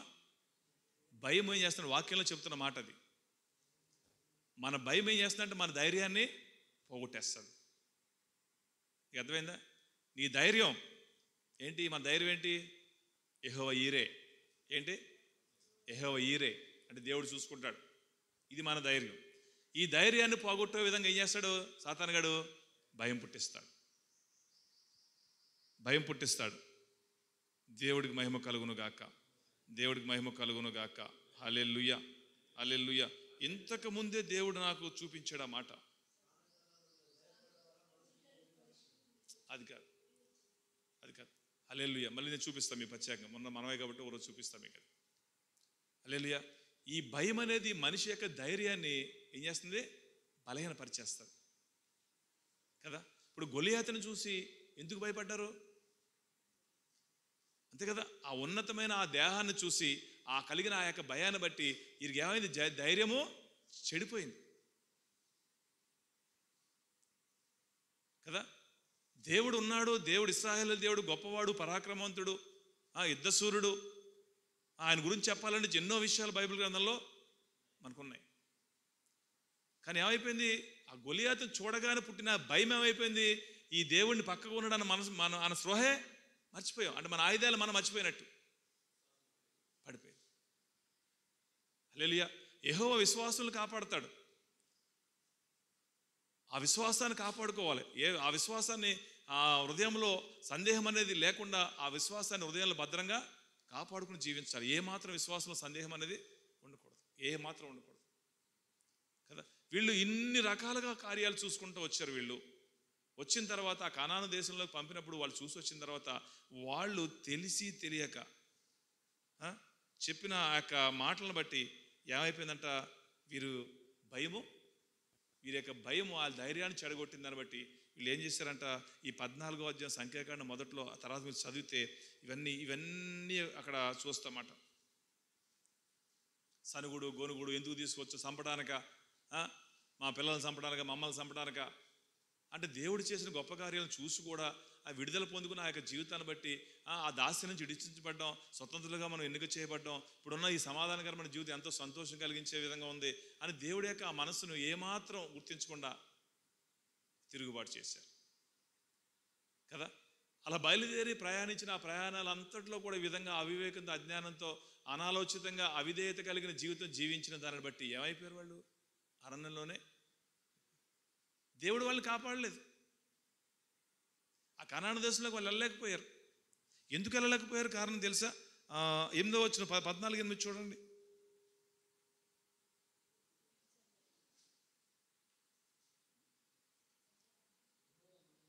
14:8 యెహోవా మనయందు ఆనందించిన యెడల ఆ దేశంలోకి చేరతారు. అర్థమైందా మీకు? దేవుడంట ఎవరైతే విశ్వాసం కలిగి జీవిస్తారో వారిని బట్టి ఆనందిస్తే, వారి యొక్క విశ్వాసాన్ని బట్టి దేవుడు ఆనందిస్తే, ఆ కలిగిన ఆనందాన్ని బట్టి ఆ వ్యక్తి ఆ దేశంలోకి ప్రవేశించగలరు. ఏ దేశం? ఆ దేశం అంటే కనాను, పాలు కనాను కదా. వారు ప్రవేశించలేకపోయారు. కారణం ఏంటి? విశ్వాసం లేదు, పోగొట్టుకున్నారు. వాళ్ళు హృదయంలో విశ్వాసం, నమ్మకం వాళ్ళకి లేదు. అవిశ్వాసాన్ని చోటిచ్చారు. వాళ్ళు సందేహించారు, వాళ్ళు అనుమానపడ్డారు. ఆ ఉన్నతమైన ఆ దేహాలలో కలిగిన ఆ వ్యక్తులు భార్య నుండి మనల్ని కాపాడగలుగుతాడు? ఆయన ప్రాకారము కలిగిన పట్టణం నుండి మనల్ని కాపాడగలుగుతాడు? ఆ పట్టణాన్ని జయించే శక్తి మనకి మనం పొందుకోగలుగుతామా? అనుమానం, సందేహం, అపనమ్మకంతో ఏం చేశారు? దేవుణ్ణి దుఃఖపరిచారు. ఆనందపరచలేదు. అక్కడ ఆనందపరిచిన వాడే, దేవుణ్ణి ఆనందపరిచిన వాడే ఆ దేశంలోకి వెళ్ళగలుగుతాడు. ఏ దేశం? ఇప్పుడు ఈరోజు పరలోకం. పరలోకంలోకి, సజీవులు నివసించే ఆ దేశంలోకి, శ్రేష్టమైన పాలు తేనెలు ప్రవహించే ఆ దేశంలోకి మనం వెళ్ళాలంటే మనం ఏం చేయాలి? దేవుణ్ణి సంతోషపరిచేవారిగా ఉండాలి. దేవుడు మనల్ని బట్టి సంతోషపడాలంటే నీ హృదయంలో అనుమానం అనేది నీలో లేదనుకో, ఏ పరిస్థితిలో కూడా ఎక్కడ వెనక్కి తగ్గేదేలే. విశ్వాసంలో నువ్వు తగ్గనే తగ్గవు. నీ విశ్వాసం కాపాడుకుంటావు. ఎంత ఉంటే అంత, ఏ స్థితి ఉంటే ఆ స్థితిని బట్టి, దాన్ని కలిగిన దాని అంతటిని బట్టి దేవుడికి ఎల్లప్పుడూ కృతజ్ఞతలు చెల్లిస్తూనే ఉంటావు. నాకు ఇది వస్తేనే చెల్లిస్తా అన్న మాట నీకు మనసులోకి రాదు, నోటంట పుట్టనే. దేవుడు అన్నమాట లేఖనాల్లో, సువార్తలు ఏం చెప్పాడు? నీకు ఉన్న దానిని బట్టి, దేవుడు నీకు అనుగ్రహించిన దానిని బట్టి ఏం చేయమన్నాడు? నమ్మకంగా, యథార్థంగా ఉంటూ ఎల్లప్పుడూ కృతజ్ఞత కలిగి. హల్లెలూయా. కృతజ్ఞత అనేది దేవుని యొక్క బిడ్డల్లో ఎప్పటికీ శాశ్వతంగా ఉండాలి. కృతజ్ఞత పోగొట్టుకోవద్దు. కృతజ్ఞత ఒక్కసారి నాటబడ్డదనుకోండి, అది ఒలివ మొక్కలా ఉండాలి. అంటే మరణం లేనిది, ఒలివ మొక్క మరణం అనేది లేదు. నీ జీవితంలో కృతజ్ఞతకి ఎప్పటికీ చోటు ఉంటానే ఉండాలి. మన విశ్వాసంలో ఏముండాలి? కృతజ్ఞత. ఒక గ్లాసుడు నీళ్ళు ఇచ్చిన దాన్ని బట్టి కృతజ్ఞత ఉండాలి. ఒక మంచి మాట మనకి పలికి సహాయం చేసిన దాన్ని బట్టి కృతజ్ఞత కలిగి ఉండాలి. ఒక వ్యక్తి అట్లా చేస్తున్న మేలుని బట్టి కృతజ్ఞత కలిగి ఉండాలి. ఒక గ్లాసు దేవుడు దానికి సాదృశ్యంగానే దానికి దేవుడు గుర్తుగా దేవుడు ఏంటంటే ఒక గ్లాసుడు నీళ్ళు ఇస్తే నేను మరవనే అన్నాడు. అది కృతజ్ఞత అంటే. అది దాన్ని దేవుడు చెప్పాడు. నా గురించి, పరలోకం గురించి, పరిచర్య గురించి, సువార్త గురించి, విశ్వాసులకి ఒక గ్లాసుడు నీళ్ళు ఇస్తే నువ్వు ఇచ్చిన నేను మరవనే, అది కృతజ్ఞత. మనం కూడా ఎలా ఉండాలి? కృతజ్ఞత కలిగిన జీవితం ఉండాలి. దేవుని యందు దేవుడిచ్చిన ఈ రక్షణను బట్టి, కలగజేసిన ఆ యొక్క విశ్వాసాన్ని బట్టి, జీవిస్తున్న ఈ జీవితాన్ని బట్టి ఎలా ఉండాలి? కృతజ్ఞత కలిగి ఉండాలి. దేవుడికి మహిమ కలుగును గాక. హల్లెలూయా. దేవుడు అంటున్నాడు, దేవుడిని ఎవరైతే ఆనందింప చేస్తారో వారే పరలోకంలోకి, ఆ దేశంలోకి వెళ్ళగలుగుతారు. వీళ్ళు ఇన్ని చూశారు, ఇన్ని కార్యాలు చూశారు, అద్భుతమైన కార్యాలు చూశారు. ఆఖరిగా ఎర్ర సముద్రం కూడా రెండుగా పాయలు చేయబడటం చూశారు. ఆ పాయలు చేయబడిన ఎర్ర సముద్రంలో ఆరిన నేల మీద ఆ సముద్రాన్ని దాటడం చూశారు. దాటిన తర్వాత శత్రు సైన్యం ఆ యొక్క సముద్రంలో మునిగిపోవడం చూశారు. ఆ దరికి వెళ్ళిన తర్వాత తాగటానికి నీళ్ళు లేకపోతే మారాలంటే ఆ నీటిని మధురంగా మార్చడం చూశారు. ఇంకా కొంత దూరం పోయిన తర్వాత అసలు తాగటానికి నీళ్ళు దొరికినప్పుడు బండను చీల్చి విస్తారమైన జలాలు వేసడం చూశారు. ఇన్ని రకాలమైన అద్భుతమైన ఇన్ని కార్యాలు చూసిన తర్వాత కూడా వీరు ఈ విధంగా అవిధేయత ప్రకటించినప్పుడు దేవుడు అన్నాడు అక్కడ ఆ 14వ అధ్యాయం సంఖ్యాకాండంలో చూస్తే 30వ వచనం చూడండి.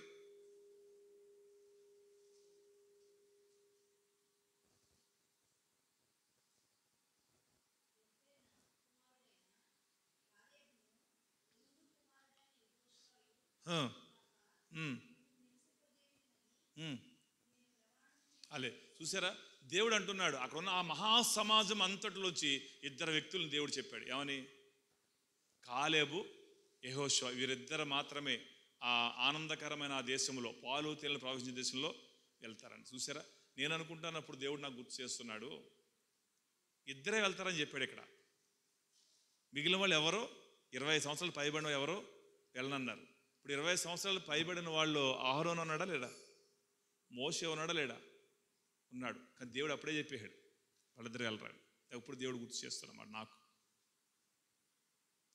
వీళ్ళేం తిరుగుబాటు చేయలే, కానీ వాళ్ళు వెళ్ళలేదని చెప్పి దేవుడికి ముందే తెలుసు. దేవుడు తెలుసు కదా ఏం జరుగుతుందో, దేవుడికి తెలుసు. దేవుడికి తెలీదా అని చాలామంది అవివేకులు అజ్ఞానంగా ఆలోచిస్తారు. రేపు ఏం జరుగుతుందో తెలుసు దేవుడికి. హల్లెలూయా. జరుగుతుందో తెలుసుండి కూడా ఎందుకు చేయడంటే దేవుడు నీకు ఒక అధికారం ఇచ్చాడు. అది జరగకుండా నువ్వు ఆపుకోగలుగుతావు. శాపాన్ని ఆశీర్వాదకరంగా నువ్వు మార్చుకోగలిగే స్థితి దేవుడు నీకు ఇచ్చాడు. హల్లెలూయా. ఇప్పుడు అవ్వ కాయ తింటుందని తెలుసా తెలీదా ఈ లెక్కను చూస్తే? కానీ దేవుడు ఏమన్నాడు, ఆమె యొక్క స్వతంత్రతను ఏ విధంగా ఉపయోగించుకుంటూ చూద్దామని. ఎందుకంటే స్వతంత్రత కలిగిన వ్యక్తులు ఆ స్వతంత్రతను బట్టి పవిత్రత ఎవరైతే కలిగి ఉంటారో వారు మాత్రమే దేవుడిని ఆనందింపచేస్తారు. అలాంటి వ్యక్తుల కొరకు దేవుడు ఎదురు చూస్తాడు. మిగిలినంతా చెత్తే.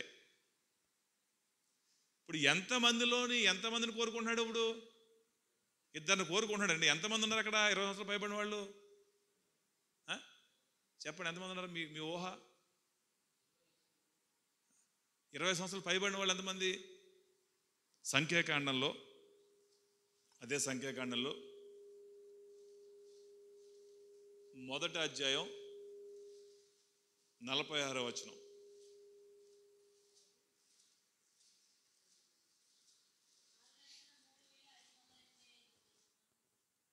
ఆరు 6,03,500 ఒక ఫిగర్ రాయండి, అంకి రాయండి. స్టీఫెన్ రాస్తాడు ఆ నెంబర్ రాయి. 6,03,500 ఎంత?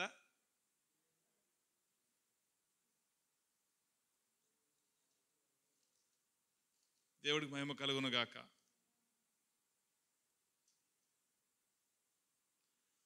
6,03,550 మంది.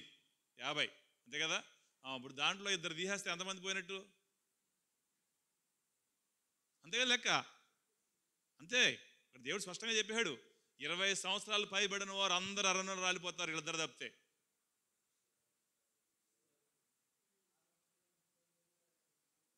ఆ 6,03,548 మంది.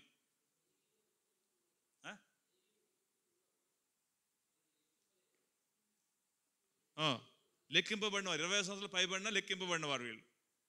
మన వీళ్ళ గురించి మాట్లాడుకున్నప్పుడు ఇప్పుడు ఈ లెక్కింపబడిన వారు ఎంతమంది? వీళ్ళు 6,03,550 మందిలో ఇద్దరే. అక్కడ రాస్తాడు 14వ అధ్యాయం చదవండి మీరు తర్వాత. 20 సంవత్సరాలు పైబడి లెక్కింపబడిన వారిలో వీరిద్దరు తప్పితే ఎవరో ఆ దేశంలోకి వెళ్ళన్నాడు. హల్లెలూయా. కనుక అర్థమైందా ఎందుకు నశించిపోయారు వీళ్ళు? రక్షించబడ్డారు, అక్కడి నుంచి విడిపించబడ్డారు. ఆ విడిపించబడ్డప్పుడు, రక్షించబడ్డప్పుడు అద్భుతమైన ఆశ్చర్యమైన కార్యాలు చూశారు వాళ్ళు. చూసి కూడా అట్లా చేశారు వాళ్ళు. హల్లెలూయా. దేవుడికి మహిమ కలుగును గాక. ఆ 14:22 వచనం చూడండి. సంఖ్యాకాండం 14:22 వచనంలో దేవుడు చెప్తున్న మాట, నేనంటే ఎవరు ఇక్కడ? సృష్టికర్త, త్రియేక దేవుడు, తండ్రి అయిన యెహోవా, కుమారుడైన యేసుక్రీస్తు, పరిశుద్ధాత్మ దేవుడు, త్రిత్వత్వం కలిగిన దేవుడు చెప్తున్న మాట. సృష్టికి మూలమైన దేవుడు చెప్తున్న మాట. సృష్టి అంతటికి మూలమైన దేవుడు చెప్తున్న మాట. నేను ఐగుప్తులోను అరణ్యంలోను చేసిన సూచక క్రియలను, నా మహిమను చూసిన ఈ మనుషులందరూ ఈ 10 మారులు నా మాట వినక పరిశోధించిరి. ఈ మనుషులందరూ నా మాట వినక నన్ను పరిశోధించిరి కాగా, వారి పితరులకు ప్రమాణపూర్వకంగా నేను ఇచ్చిన దేశమును వారు చూడరు. ఎందుకు చూడలేకపోయారు? ఆ దేశంలో ఎందుకు ప్రవేశించలేకపోయారంటే వీళ్ళు దేవుణ్ణి ఏం చేశారంట? నన్ను అంటే ఎవరు? నన్ను అంటే ఇక్కడ ఎవరు? దేవుణ్ణి, వాక్యాన్ని, విశ్వాసాన్ని, నమ్మకాన్ని ఎవరైతే అలక్ష్యం చేస్తారో, అలా చేసిన దానిని బట్టి ఆ చేసిన వాడు ఎవడు ఆ దేశంలోకి ప్రవేశించాడు. అలా ప్రవేశించలేకపోవడానికి కారణం ఏంటంటే దేవుణ్ణి అలక్ష్యం చేశారు వాళ్ళు. ఈ 10 మారులు అంటున్నాడు. ఎన్నో మార్లు మనం చూసాం. ఇన్ని మార్లు దేవుని శోధించారు. అక్కడ ముందు చూస్తే నీళ్ళని బట్టి శోధించారు, ఆహారాన్ని బట్టి శోధించారు, మాంసాన్ని బట్టి శోధించారు. ఎన్నో విషయాలు శోధన గురించి సందర్భాలు మనం అన్ని చూస్తాం. ఇన్ని మార్లు శోధించారు. అన్ని మార్లు శోధించిన దేవుడు ఓపికతో సహించాడు, భరించాడు. అంటే దీన్ని బట్టి మీకు ఏమర్థం అవుతుంది? దేవుడు కూడా ప్రతి వారికి సమయం ఇస్తున్నాడు. తప్పు చేసినా క్షమిస్తున్నాడు కదా అని అనుకున్నాం అనుకో, ఎప్పుడు తీస్తాడో తెలియదు. అర్థమైంది కదా? మీకు అర్థమైందా? కానీ దానికి లెక్క ఎంత అన్నది నీకు నాకు తెలీదు. దేవుడు ఎక్కడ దాకా మనకు లెక్క పెట్టాడు, ఎక్కడ దాకా ముగింపు అన్నది మనకు అనుకుని మళ్ళీ మారు మనసు పొందుకునే అవకాశం మనకే లేదు. కనుక ఏం చేయాలి? అలక్ష్యం చేసే మనసు మనలో ఉండకూడదు. దేవుడు అంటున్నాడు, యెహోవా విశ్వాసులను కాపాడుతాడంతే, ఎవరిని పడితే వాడిని కాపాడ్డు. ఎవరిని పడితే వాడిని కాపాడి ఆ దేశంలోకి ఆ శ్రేష్టమైన ఆ పాలు తేనెలు ప్రవహించే ఆ నిత్యత్వం కలిగిన, జీవము కలిగిన, సజీవులు నివసించే ఆ దేశంలోకి ఎవడంటే వాడు వెళ్ళటానికి ఏమాత్రం కూడా అవకాశం లేదు. అర్థమవుతుంది కదా? కనుక ఎట్టి పరిస్థితుల్లో తప్పు చేయకూడదు, మనం సాహసించకూడదు. కొంతమంది ఏం చేస్తారంట తెలుసా? సాహసిస్తారంట. ఆ సంఖ్యాకాండంలో 15వ అధ్యాయం చూడండి.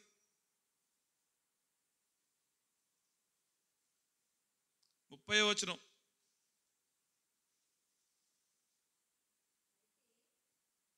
అయితే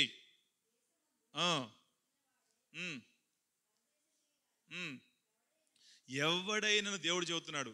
ఇక్కడ అండర్లైన్ చేసుకోండి. ఎవడైనను, వీడు వాడనే కాదు, ఒక అహరోన్ లాంటిడే కానీ, మోషే లాంటిడే కానీ, ఎవడైనా కానీ దేవుడి దృష్టిలో ఎవడైనా పాపం చేస్తే, అహరోను కుమారులైన, ప్రధాన యాజకుడు కుమారులైన, ఎవరంట? ప్రధాన యాజకుడైన అహరోను కుమారులైన ఏమైపోయింది అక్కడ? కాని అగ్నిని తెచ్చి ఆయన సన్నిధిలో ధూపం వేసినప్పుడు ఏమైపోయారు వాళ్ళు? అగ్ని దిగి వచ్చి వాళ్ళని, అదేంది కదా, ఎవడైనా ఇక్కడ ఎగ్జామ్షన్ లేదు. కొంతమందికి ఏదో విఐపి పాస్లు ఏమి ఉండవు. ఇక్కడ వివిఐపి పాస్లే ఉండవు, అంతా ఒకటే దేవుడి దృష్టిలో. హల్లెలూయా. ఎవడైనా వాడు ఎలాంటి వాడైనా పాపము చేస్తే, సాహసించి పాపము చేస్తే అప్పుడు ఏం చేస్తాడంట, దేవుడు వాడిని తృణీకరిస్తాడంట. తృణీకరించిన వాడు ఏమవుతాడంట, నిశ్చయముగా తృణీకరింపబడిన వాడు దేవుని యొక్క జనులలో ఉండడు. అంటే సజీవులు నివసించే దేశంలో ఉండడు. దేవుని చేత తృణీకరింపబడిన వాడు సజీవులు నివసించే ఆ గుంపు మధ్యలో చేరి సజీవుడుగా దేవుని స్తుతించే భాగ్యాన్ని పొందుకోలేడు. ఇక అర్థమైంది కదా. కనుక పాపం చేయకూడదు. సాహసం చేయరా డెంబగా అన్నట్లుగా పాపం చేయడానికి సాహసించొద్దు నువ్వు. మీకు అర్థమవుతుంది కదా, అర్థం చేసుకోండి. మన గురించి, మనకి భవిష్యత్తు గురించి, మన జీవితం గురించి, మన ఆత్మరక్షణ గురించి, మన కొరకు మనకు అంటే మనసు మనకు లేకపోతే నా ఆత్మ గురించి నీకెందుకు ఉంటుంది, నీ ఆత్మ గురించి నాకెందుకు ఉంటుంది? అలా ఉన్న పరిస్థితి దేవుడు ఇవ్వలేదు. నీకు అన్నం పెట్టగలుగుతానేమో, నువ్వు నాకు అన్నం పెట్టగలుగుతావేమో. నేను నీకు వస్త్రం ఇవ్వగలుగుతానేమో, నాకు వస్త్రం ఇవ్వగలుగుతావేమో. నేను ఏదన్నా నీకు షెల్టర్ ఇవ్వగలుగుతానేమో, నాకు షెల్టర్ ఇవ్వగలుగుతావేమో.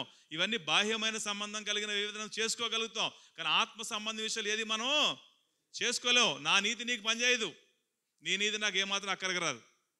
నీ నీతే నీకు పనిచేస్తుంది బిడ్డ. నువ్వు గుట్కా తిన్నావా, నీకే నాశనం, నీకే క్యాన్సర్ వస్తుంది. సిగరెట్ తాగావా, ఖచ్చితంగా ఊపిరితిత్తులు క్యాన్సర్ వస్తుంది. మందు తాగావా, ఖచ్చితంగా వచ్చే రోగం వస్తుందని చెప్పి సైంటిస్టులు పరీక్షలు చేసి ఆ ప్యాకెట్ మీద ముద్రించి మరీ అమ్ముతున్నారు వాళ్ళు ధైర్యంగా. మరి తాగేటోళ్ళు మనకన్నా బుద్ధి ఉండాలి కదా. గంగాధరం చూస్తే సంతోషం అనిపిస్తుంది. మొదట్లో మందు మానేవాడు, మంచి తాగుబోతు.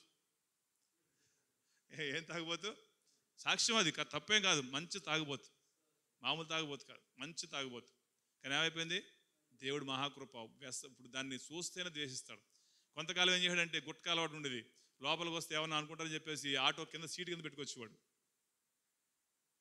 బయటికి వెళ్ళగానే వేసేసేవాడు. కానీ దేవుడు మహాకృపను బట్టి తీసి అవతల పడేసాడు.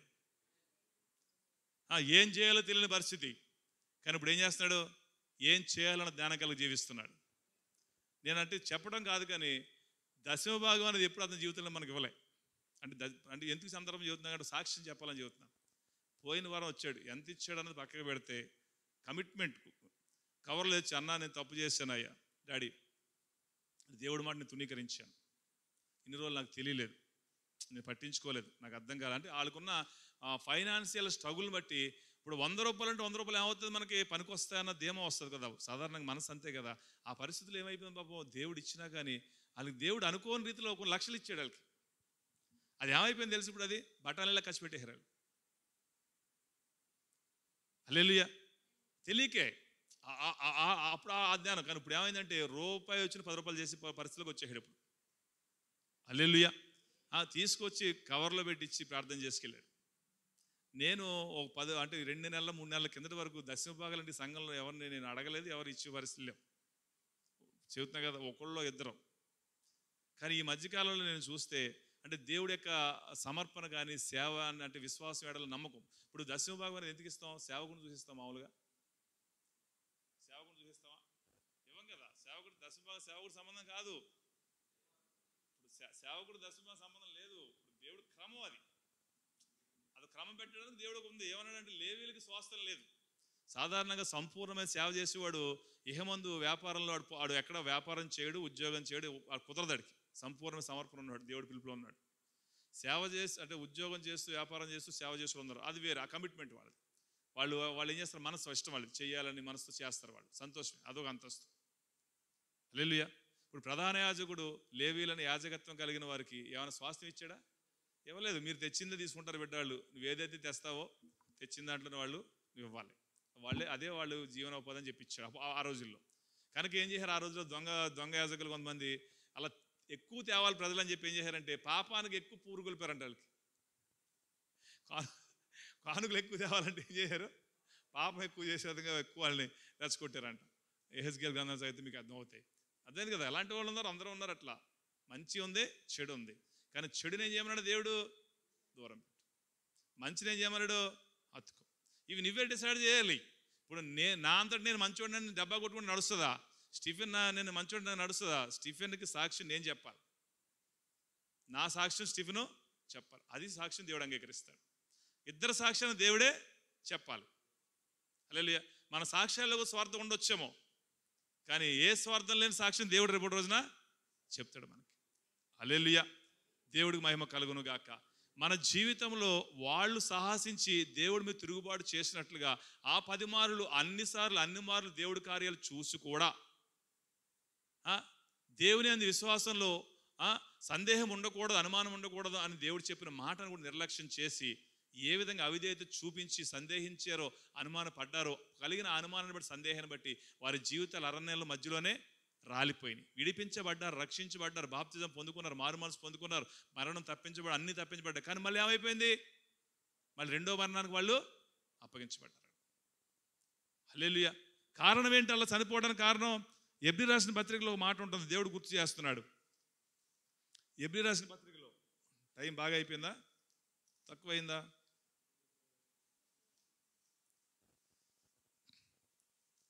ఎబ్రీ రాసిన పత్రికలో 4వ అధ్యాయంలో 1వ వచనం చదువుదాం.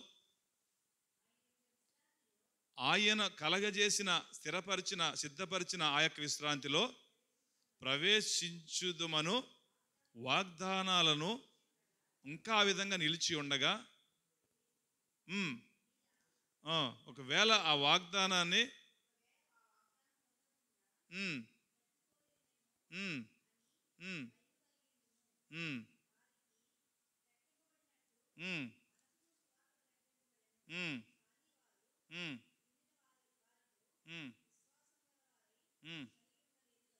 ఆ రోజు చదువుకుందాం. దేవుడు అంటున్నాడు ఆ వాగ్దానం ఇంకా అలా సిద్ధపరుస్తుంది. ఇప్పుడు కూడా వాగ్దానం రెడీగా ఉంది. వాగ్దానం ఇంకా మళ్ళీ ఆపేలే, దాన్ని రద్దుపరచలే. ఆ విశ్రాంతి దేవుడు సిద్ధపరిచిన విశ్రాంతి సిద్ధంగా ఉంది. ఎవరైతే ఆ వాగ్దానంలో ఆ విశ్రాంతిలో ప్రవేశిస్తారని వాగ్దానం పొందుకున్నారో వాళ్ళు పొందుకోవడానికి సిద్ధంగా కలిగి ఉండాలని.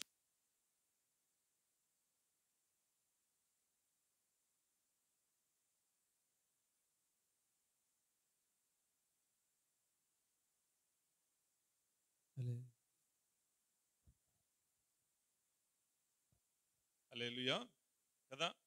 దేవుడు అంటున్నాడు కొందరు విశ్రాంతిలో ప్రవేశించుదురన్న మాట నిశ్చయము. నమ్ముతున్నారు లేదా? నిశ్చయం. ఇది నిశ్చయం, జరుగు తీరుతుంది. విశ్రాంతిలో మనం ప్రవేశిస్తాం. నిత్య విశ్రాంతి అది. ప్రకటన గ్రంథంలో చెప్పబడుతుంది, వారు తమ యొక్క ప్రయాసాల మాని వారు నిత్య విశ్రాంతిలోకి ప్రవేశిస్తారు. ఇది నిశ్చయం. కనుక ఏంటంట, ముందు సువార్త వినిన వారు ప్రవేశించలేదంట. మనకంటే ముందు దేవుని యొక్క విషయాలను విన్నవారు, దేవుని యొక్క మాటలను తెలుసుకున్న వారు ప్రవేశించలేకపోయారంట. అలా ప్రవేశించలేకపోవడానికి కారణం ఏంటంటే అది అవిధేయత. 7వ వచనంలో ఎందుకు ప్రవేశించలేకపోయారు? అవిధేయత చూపించిన దానిని బట్టి సిద్ధపరిచిన ఆ యొక్క నిత్య విశ్రాంతిలోకి ఆ వాగ్దానాన్ని వారు పొందుకోలేకపోవడానికి కారణం ఏంటంటే, ప్రవేశించలేకపోవడానికి కారణం ఏంటంటే వీరికి ఏం కలిగిందంట?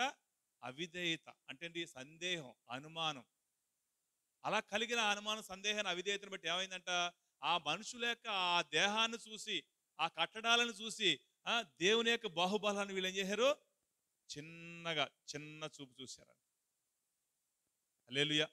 మరి ఈరోజు మన దేవుణ్ణి వారు చూసినట్టు చూడకుండా, దేవుడు గొప్పవాడు, దేవుడు లోకాన్ని జయించిన వాడు, లోకాన్ని జయించిన వాడు నీలో నాలో ఉన్నాడు.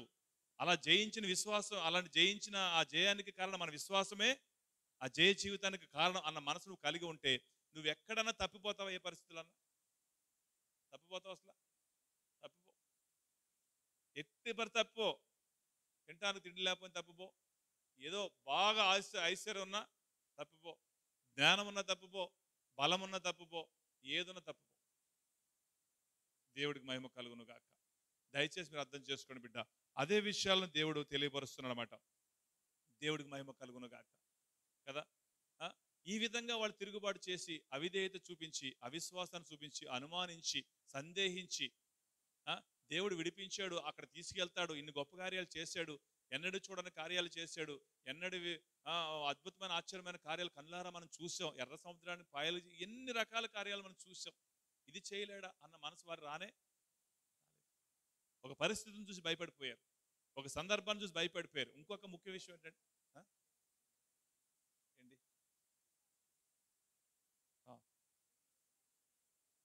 హల్లెలూయా కదా.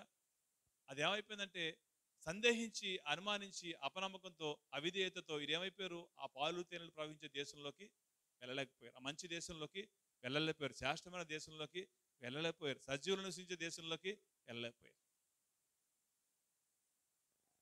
హల్లెలూయా. ఈ రోజు కూడా మన పరిస్థితుల్లో ఏదైనా కానీ ఎలాంటి పరిస్థితులు ఉన్నాయేమో ఒక్కసారి పరీక్షించుకుందాం. దేవుడు విశ్వాసులను కాపాడతాడు.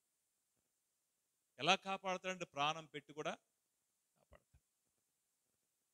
నీ ప్రాణానికి ఆయన ప్రాణం అడ్డం వేసి కూడా నిన్ను కాపాడాడు, కాపాడుతూనే ఉంటాడు. హల్లెలూయా. కనుక నీ జీవితంలో ఎప్పటికీ తప్పుపోకో. వారికి వలె నీ విశ్వాసాన్ని బలహీనపరచుకోకు. వారికి వలె అవిధేయత చూపించుకో. వారు సాహసించి పాపము చేసినట్లుగా పాపం చేయటానికి నువ్వు సాహసం చేయకు డింబక. అంతే కదా, అంటారు కదా, సామెత అంటారు కదా, సాహసం చేయక డింబక అన్నట్టుగా. సాహసం చేయొద్దు. దేనికి సాహసం చేయొద్దు? పాపం చేయడానికి సాహసం చేయొద్దు. దేనికి సాహసం చేయాలి? నీతిలో జీవించడానికి సాహసం చేయాలి. మేషక్, షడ్రక్, అబేద్నెగో సాహసం చేశారు. దేనికి సాహసం చేశారు? అగ్నిలో పట్టానికి కూడా సాహసం చేశారు వాళ్ళు. అంతే కదా, అది చిన్నది. అదేమన్నా సింహాల బోన్లో పడవేయబడతానని తెలుసుకుండా కూడా దానియేలు సాహసం చేశాడు విశ్వాసాన్ని కాపాడుకుంటాను. అలాంటి విశ్వాసాన్ని నువ్వు కలిగి ఉండాలి. హల్లెలూయా, హల్లెలూయా. దేవుడికి మహిమ కలుగును గాక. దేవుడు అంటున్న మాటను మనం గుర్తు చేసుకున్నాం. ఆ చదవబడిన 31వ కీర్తన తీసుకోండి. అది అక్కడ చూస్తే దేవుడు అన్న మాట ఏముంది అక్కడ? దేవుని యందు విశ్వాసము కలిగిన దేవుని బిడ్డలారా, భక్తులారా, దేవుణ్ణి మీరు ప్రేమించండి. ప్రేమించండి. నీ ప్రేమ, దేవుణ్ణి మనం ప్రేమిస్తున్నామా? దేవుణ్ణి మనం ఏం చేయాలి? ప్రేమించాలి. అలా ప్రేమించడానికి నువ్వేం చేయాలి? కొరింథీ రాసిన మొదటి పత్రికలో 14వ అధ్యాయం మొదటి వచనం దేవుడు చెబుతాడు. అలా ప్రేమించడానికి నువ్వేం చేయాలంటే ప్రయాస. మొదటి కొరింథీయులకు రాసిన పత్రిక 14వ అధ్యాయం మొదటి వచనం చెప్తాడు, దేవుడు గుర్తు చేస్తాడు. ఆ దేవుణ్ణి ప్రేమించమంటున్నాడు. మరి ప్రేమించాలని నువ్వేం చేయాలి? ప్రయాసపడాలి. దేవుని యందు ప్రేమ కలిగి ఉండటానికి నువ్వేం చేయాలి? ప్రయాసపడాలి. హల్లెలూయా, హల్లెలూయా, హల్లెలూయా. మన రోమపత్రికలో ఒక మాట ఉంటుంది అక్కడ. రోమపత్రికలో, పరిశుద్ధ గ్రంథంలో రోమపత్రికలో మాట చూడండి కదా. ఏంట ప్రయాస? దేవుని 8:35 చూడండి. క్రీస్తు ఎడల నువ్వు కలిగి ఉన్న ఆ యొక్క ప్రేమ నుండి ఎవడైనా నిన్ను ఎడబాపేవాడు ఎవడైనా ఉన్నాడా అని పరిశుద్ధాత్మ దేవుడికి మనం క్వశ్చన్ చేస్తున్నాడు. క్రీస్తు ఎడల నువ్వు కలిగి ఉన్న ఆ యొక్క ప్రేమ నుండి నిన్ను ఎడబాపేవాడు ఎవడైనా ఉన్నాడా అని దేవుడు క్వశ్చన్ చేస్తున్నాడు. ఎందుకంటే కొన్ని ఉన్నాయి ఎడబాపేవి, కొన్ని ఉన్నాయి. ఏంటి? శ్రమ వస్తే చాలా మంది ఏం చేస్తారు? ప్రేమ దోమ అంటారు. లేదా? శ్రమ వస్తే ఏమవుతుంది? ప్రేమ లేదు, దోమ లేదు, వాడుక పదం. శ్రమ వస్తే మంచిగా ఉంటే నల్లేరిపోయి నడక, అంటే అన్ని బాగున్నాయనుకో, దేవుడు సూపర్ సూపర్, హల్లెలూయా, దేవుని స్తోత్రం. ఒక చిన్న సమస్య వస్తే, చిన్న బాధ వస్తే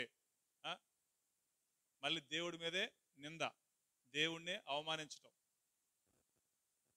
హల్లెలూయా కదా. అదే శ్రమ వచ్చిన, బాధ వచ్చిన, ఇవన్నీ వేరుపరిచే సాధనాలు, సాతానుగాడి యొక్క సాధనాలు. శ్రమ కలగజేస్తాడు, బాధ కలగజేస్తాడు, హింస కలగజేస్తాడు, కరువు కలగజేస్తాడు, వస్త్రహీనత, ఉపద్రవం, ఖడ్గం, ఇవన్నీ. అదేవిధంగా ఐశ్వర్యాన్ని కూడా కలగజేస్తాడు. ఇవన్నీ కలగజేసి ఏం చేస్తాడు? దేవుడి నుండి ఆ ప్రేమ నుండి దూరపరచాలని చూస్తాడు. కానీ ఏమున్నా దేవుడు ప్రేమ నుండి నువ్వు దూరపరిచేవాడిగా ఉండకూడదు. దేవుని ప్రేమలో నువ్వు బలంగా ఉండాలి. దేవుని ప్రేమలో ఏముండాలి? బలంగా ఉండాలి. ఇవే వచ్చినా కానీ ఆ ప్రేమ నుండి దూరం అయ్యే పరిస్థితి రాకూడదు కదా. ఎంతమందికి దీన్ని బట్టి అర్థం చేసుకోండి. మేషక్, షడ్రక్, అబేద్నెగోకు శ్రమ వచ్చిందా లేదా? దానియేలుకి శ్రమ వచ్చిందా లేదా? ఇర్మీయా ప్రవక్తకి శ్రమ వచ్చిందా లేదా? యెహెజ్కేలుకి శ్రమ వచ్చిందా లేదా? అబ్రహాముకి కరువు వచ్చిందా లేదా? యేసేపుకి సాతానుగాడు శోధించాడా లేదా? యోబుకి వచ్చిన శ్రమలు ఎవరికైనా మీ జీవితంలోకి వచ్చాయా? ఎవరికైనా మనలో ఉన్నాయా? ఏలియా పడ్డ భయం నీలో ఉందా? యెజెబెల్ రాని తరిమిందంట వ్యక్తిని. హల్లెలూయా. ఈ విధంగా చూస్తే ఎంతో మంది వ్యక్తులను చూస్తావు, కానీ అవేవి కూడా ఆ వ్యక్తుల్ని దేవుడి నుంచి దూరం చేయలేకపోయింది. హల్లెలూయా. దేవుడు అంటున్నాడు ఈరోజు కూడా, నేను నిన్ను కాపాడుతాను బిడ్డ. యెహోవా విశ్వాసుల్ని కాపాడతాడు. విశ్వాసులు ఎవరిని కాపాడతాడు? విశ్వాసం అంటే ఏంటి? విశ్వాసులు అంటే విశ్వాసం కలిగిన వారు, వారిని మాత్రమే కాపాడతాడు. ఒక్క మాట చెప్పుకుని ప్రార్థన చేసుకుందాం, తర్వాత మళ్ళీ దేవుడు అనుమతి మళ్ళీ మాట్లాడుకుందాం. 11 ఎబ్రీ మొదటి వచనంలో విశ్వాసం అంటే అది. అలాంటి విశ్వాసం కలిగిన వాడిని దేవుడు కాపాడతాడు క్లుప్తంగా. 11 ఎబ్రీ రాసిన పత్రికలో మొదటి వచనం, అలాంటి విశ్వాసం కలిగిన వాడు. విశ్వాసం అనున్నది, విశ్వాసం అనువాడు ఎలా ఉండాలంటే నిరీక్షించబడుతున్న వాటి యొక్క నిజ స్వరూపాన్ని కన్నులారా చూసిన వాడు లెక్క ఉండాలి. అదృశ్యమైన ఉన్న అనటానికి ఒక సాక్ష్యంగా జీవించే జీవితం అతను కలిగి ఉండాలి. హల్లెలూయా. మనం జీవించగలుగుతామా? ఈ ఉన్నవాడే, ఈ విశ్వాసం కలిగిన వాడే, ఈ విశ్వాసులే దేవుడు ఆ వ్యక్తిని కాపాడుతాడు. దేవుడి మాటలు దీవించి ఆశీర్వదించును గాక. ప్రార్థన చేసుకుందాం. మోకరించండి, తలలోంచి కళ్ళు మూసుకోండి. దేవుడు అంటాడు విశ్వాసులను కాపాడుతున్నాడు. ఏంటి? నిరీక్షించుచున్న వాటి యొక్క నిజ స్వరూపం, అదృశ్యమని ఉన్న అనడానికి రుజువుగా, సాక్షిగా ఒక జీవితం నువ్వు జీవించాలి.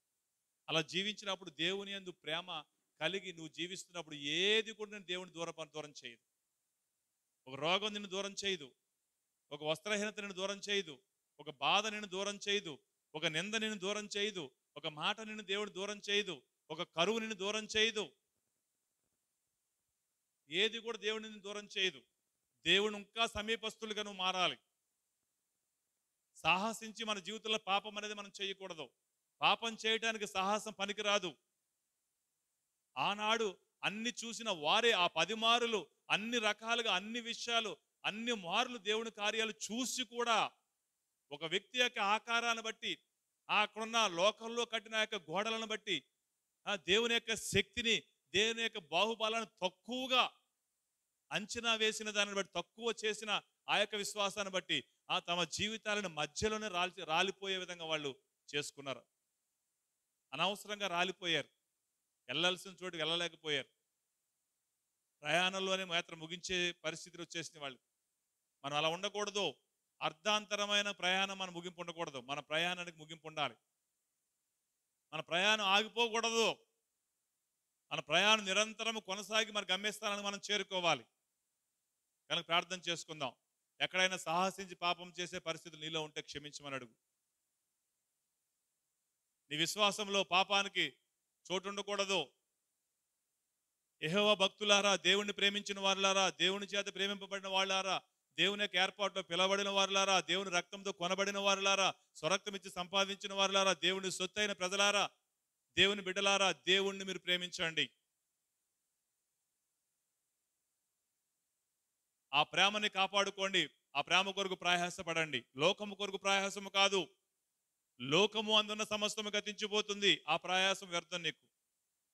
కానీ దేవుని కొరకు ప్రయాసపడు. దేవుని యొక్క ప్రేమ కొరకు ప్రయాసపడు. పరలోకం కొరకు ప్రయాసపడు. విశ్వాసం కొరకు ప్రయాసపడు. నువ్వు సిగ్గుపడే పరిస్థితి నీ జీవితంలో రానే రాదు బిడ్డ. పరిశుద్ధుడైన మా యేసయ్య, మహిమ కలిగిన దేవా, జీవం కలిగిన మా ప్రభువానికి